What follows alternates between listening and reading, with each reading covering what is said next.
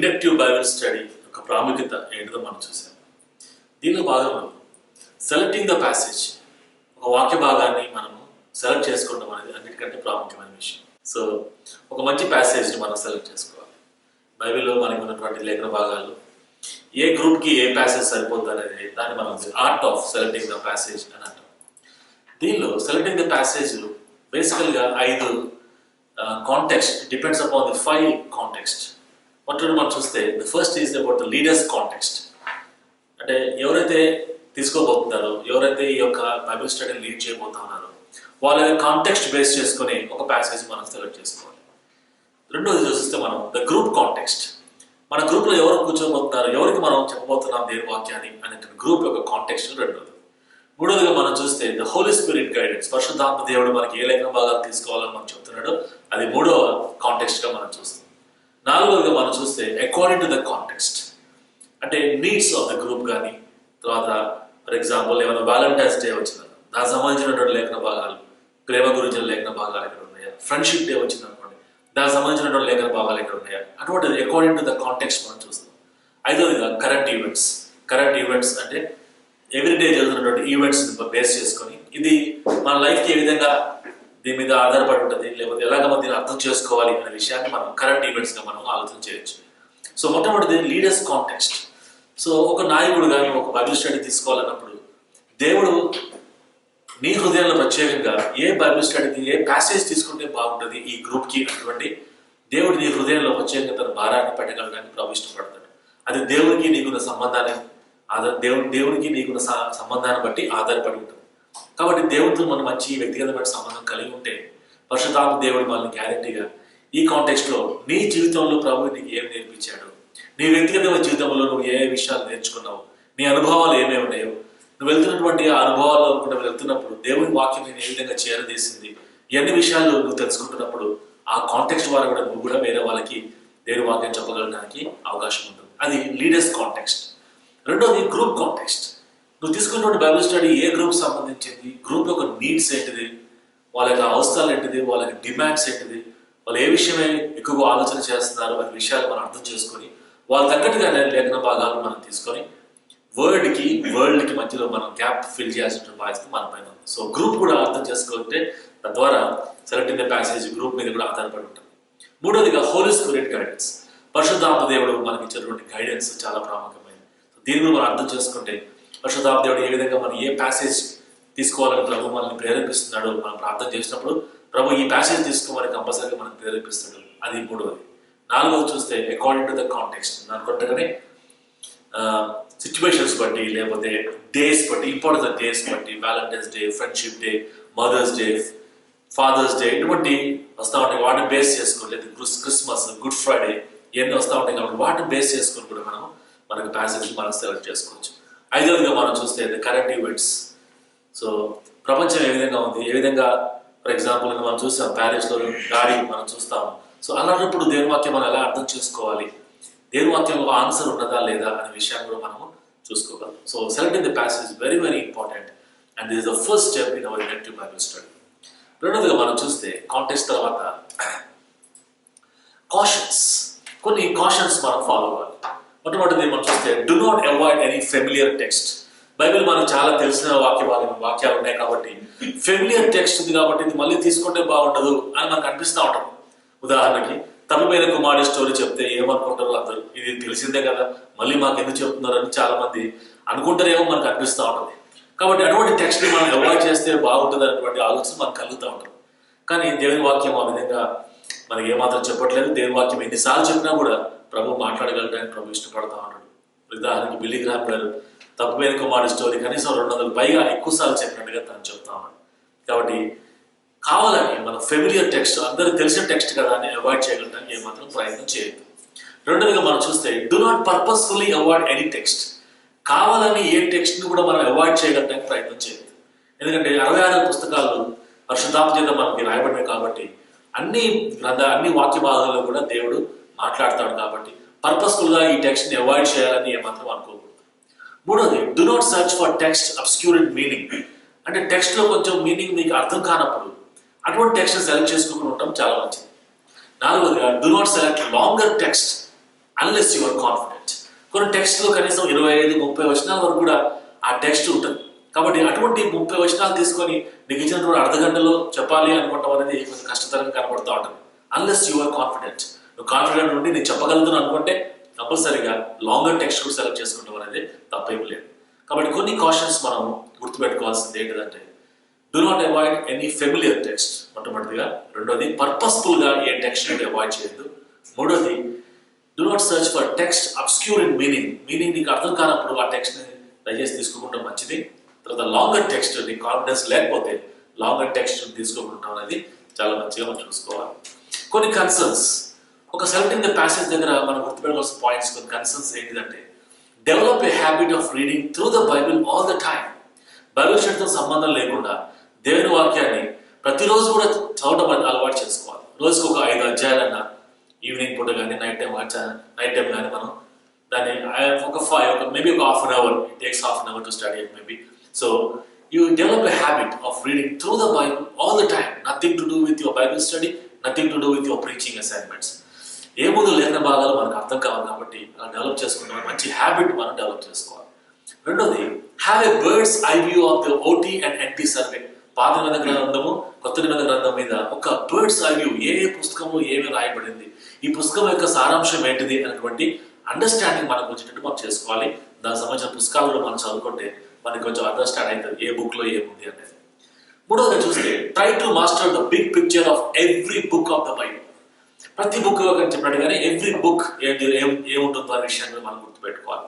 నాలుగోది, study the needs of different groups and mixed groups. Groups అంటే students యొక్క వాళ్ళ నీడ్స్ ఏంటిది, వాళ్ళ హ్యాబిట్స్ ఏంటిది, వాళ్ళ అలవాట్లు ఏంటిది, లేకపోతే ఎన్ని విషయాలు మనం గుర్తుపెట్టుకోవాలి. డిఫరెంట్ గ్రూప్స్ గురించి మనం స్టడీ చేయాలి. తర్వాత మిక్స్డ్ గ్రూప్స్ కూడా ఒకసారి మన బైబిల్ స్టడీలో అందరు కలిసి కూర్చుంటా ఉంటారు. బిలీవర్స్, అన్బిలీవర్స్ ఉంటా ఉంటారు, క్రిస్టియన్స్, నాన్ క్రిస్టియన్స్ ఉంటా ఉంటారు. కాబట్టి మిక్స్డ్ గ్రూప్స్ కలిసినప్పుడు వాళ్ళ యొక్క నీడ్స్ ఏంటిదని కూడా మనం స్టడీ చేయాలి. తర్వాత చూస్తే, choose the text depending upon the time factor. మనకి ఇచ్చినటువంటి హాఫ్ అన్ అవర్ టైం ఉందా, 1 అవర్ టైం ఉందా, లేదా 45 minutes ఆ టైం చూసుకొని 20 minutes అయితే 20 minutes అక్కడ టెక్స్ట్ తీసుకుంటాం. ఓకే, అలాగా మనం చూస్ చేసుకోవడానికి నేర్చుకోవాలి. Make sure to cover all the versus and selected text in the given time. అయితే ఇచ్చినటువంటి సమయంలోనే ఆ వాక్య భాగం అంతా కూడా కవర్ చేసేటట్టు, ఎందుకంటే కంప్లీట్గా మనం కవర్ చేస్తే అప్పుడు మనకి ఒక definite the purpose of the passage మనకి ఫుల్ఫిల్ అవుతుంది. కాబట్టి అన్ని వర్సెస్ కూడా కవర్ చేసుకుంటూ ప్రయత్నం చేయాలి. Then depend on God and allow the Holy Spirit to guide you in selecting the passage. Okay, as చెప్పినట్టుగానే ప్రార్థన పూర్వకంగా ఆధారపడితే, ప్రభు మీద ఆధారపడతా ఉంటే ప్రభు మనకి సహాయం చేస్తాడు. ఇప్పుడు మనకి డిఫరెంట్ గ్రూప్స్ వచ్చినప్పుడు believers, EBS, BBS and EBS అని మనం ఉంటుంది. Believers Bible study, then evangelistic Bible study. Believers Bible స్టడీలో దానికి డిఫరెన్స్ ఏంటో ఫస్ట్ ఆఫ్ ఆల్ మనం గుర్తించాలి. బిలీవర్స్ బైబిల్ స్టడీలో మనం చూస్తే, బిలీవర్స్ బైబిల్ స్టడీ ఇది ఎక్స్క్లూజివ్లీ ఫర్ బిలీవర్స్. అంటే యేసుక్రీస్తు ప్రభువారిని సొంత రక్షకుడిగా అంగీకరించిన వాళ్ళకి మాత్రమే, ఆ గ్రూప్ మాత్రమే ఈ బిలీవర్స్ బైబిల్ స్టడీగా మనం పిలుస్తూ ఉంటాం. దాన్ని కేవలం అంగీకరించిన వాళ్ళకి మనం తీసుకొస్తే వాళ్ళని ప్రభులో గ్రో అవ్వడానికి మనం సహాయం చేయొచ్చు.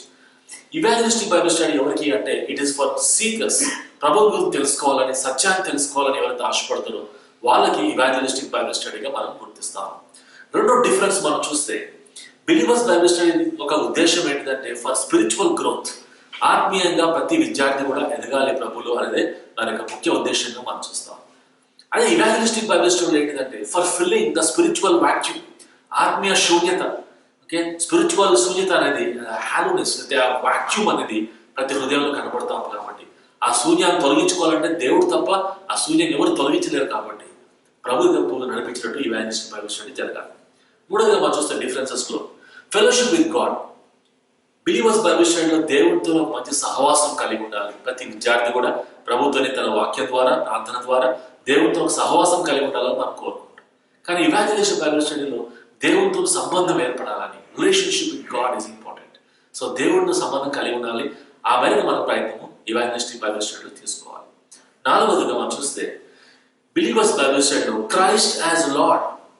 క్రీస్తు ప్రభువారు, క్రీస్తు ప్రభుగా గుర్తించారు. ప్రతి విద్యార్థి యేసుక్రీస్తు ప్రభువారిని సొంత రక్షకుడిగా అంగీకరించిన ప్రతి విద్యార్థి కూడా యేసుక్రీస్తు ప్రభువారు తన జీవితంలో ప్రభువుగా, యాజ్ లార్డ్ తను అంగీకరించాలని మనం కోరుకోవాలి. ఇవాంజలిస్టిక్ బైబిల్ స్టడీలో క్రైస్ట్ యాజ్ సేవియర్. యేసుక్రీస్తు ప్రభువారు తన యొక్క యాజ్ అ సేవియర్, తన రక్షకుడుగా కలిగి ఉండేటట్టు మన యొక్క పర్పస్, మన యొక్క బైబిల్ స్టడీ జరగాలి. ఐదవది మనం చూస్తే Christ as a centre. Believers Bible స్టడీలో యేసుక్రీస్తు ప్రభు వారి కేంద్రీకృతం, నీ జీవితానికి ఆయనే కేంద్రం అనే విషయాన్ని మనం తీసుకున్నాం.